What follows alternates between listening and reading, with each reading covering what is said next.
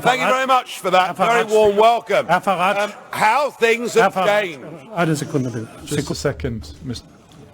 Kolleginnen und Kollegen, eine große Qualität der Demokratie One ist, major quality of democracy is that you listen deren Meinung man nicht. to those, even if you don't share their opinion.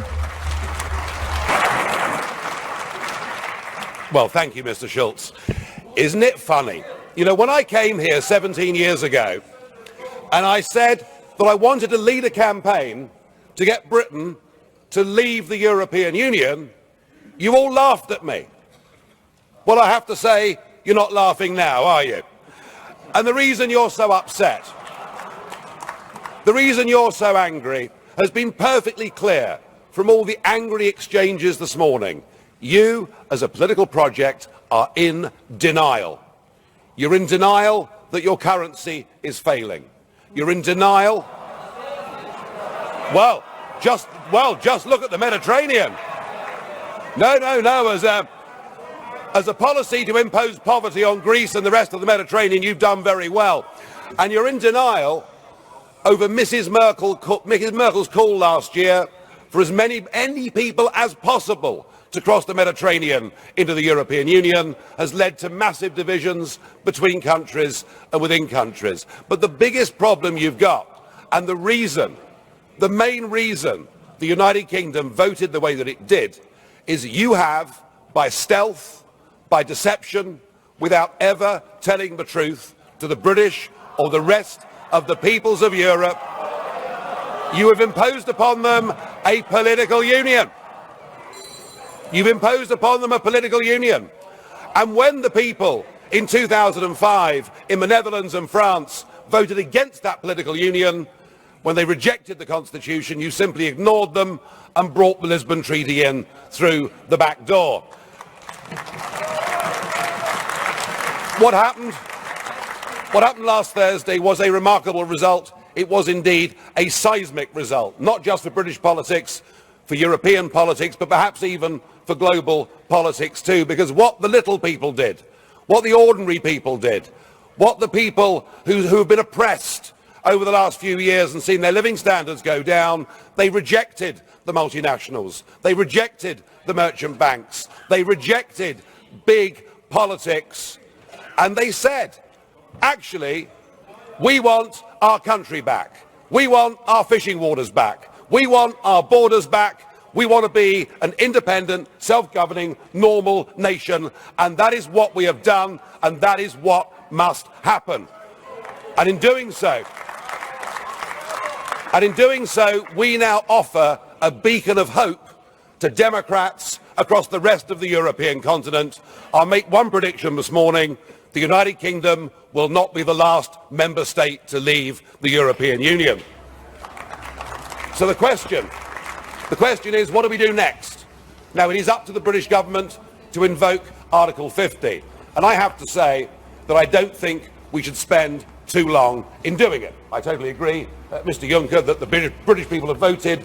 We need to make sure that it happens. But what I would like to see is a grown-up and sensible attitude to how we negotiate a different relationship. Now I know that virtually none of you have ever done a proper job in your lives, or worked in business, or worked in trade, or indeed ever created a job. But listen, just listen. Herr Farage, Augenblick. Farage, just a second.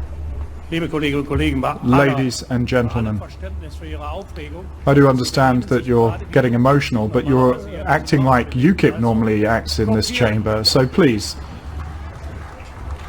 don't imitate them. Mr. Farage, however, I would say one thing to you. The fact that you're claiming nobody has done a decent job in their life, you can't really say that. I'm sorry. No, you're quite right, Mr. Schulz. UKIP used to protest against the establishment, and now the establishment protests against UKIP. So something has happened here. Let us listen to some simple, pragmatic economics. We between us, between your countries and my country, we do an enormous amount of business in goods and services. That trade is mutually beneficial to both of us. That trade matters. If you were to decide to cut off your noses, to spite your faces, and to reject any idea of a sensible trade deal, the consequences would be far worse for you than it would be for us. And even no deal is better for the United Kingdom than the current rotten deal that we've got. But if we were to move to a position where tariffs were reintroduced on products like motor cars, then hundreds of thousands of German workers would risk losing their jobs. So why don't we just be pragmatic, sensible, grown up, realistic, and let's cut between us a sensible tariff-free deal, and thereafter recognise that the United Kingdom will be your friend, that we will trade with you, we will cooperate with you, we will be your best friends in the world. But do that, do it sensibly, and allow us to go off and pursue our global ambitions and future. Thank you. Nigel Farage loves controversy, he loves being the centre of the media attention, he loves the headlines. And, you know, today he pretty much, it seemed to me, sort of just rubbed the noses of the rest of Europe in our referendum result. But hang on, I think we can just maybe catch Marine Le Pen. I think she's maybe getting to her feet. Let's just have a look. Look how beautiful history is when liberty succeeds. The will of the people can body things through.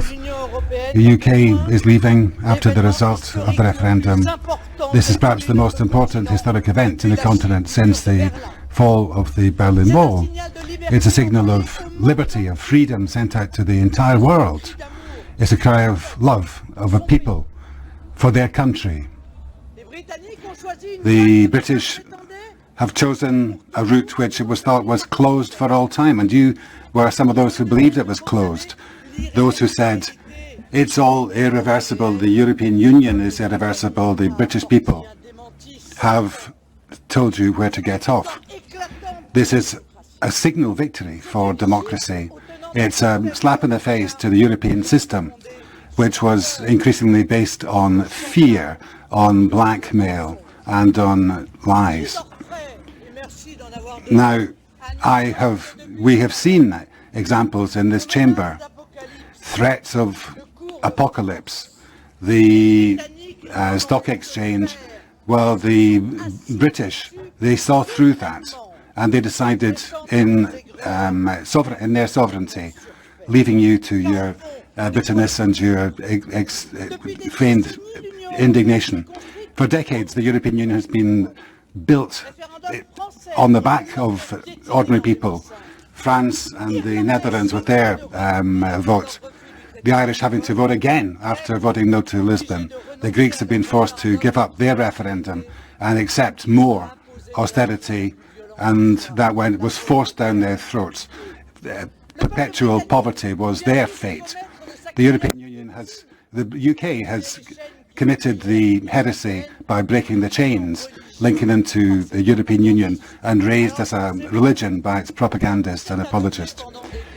Now, if you've been blind for decades by implementing absurd policies which have brought disindustrialization, mass unemployment, and mass immigration, then it's difficult to come back down to reality with a bump and see what is actually happening. The propagandists for the European Union on the left or in the centre or to the right, put away those sulky faces, put away those angry looks, and rejoice in the great emancipation of peoples. This is the end to their contribution to the European Union. Economic patriotism, that's a glowing future for the United Kingdom, and that should motivate all of us to build a better future. I can already hear urban myths and false truths. being said in order to discourage or deter others from going down the same path or wishing to bury Brexit by pushing it off to the Greek calends. That is not a democratic method. The European Union has decided, and we must respect their will and that period. And the way ahead is simple. Either you persevere with your expensive bureaucratic Europe, with the crazy schemes of those who want even more Europe at a time when ordinary people want less. And if you do go down that path, I can guarantee that this totalitarian organisation will collapse. We have to look for cooperation between free peoples and sovereign nations. From my own country of France, I commit to pursuing the path of liberty, which is the only way to real grandeur, live free peoples, live free United Kingdom, and vive la France. Thank you.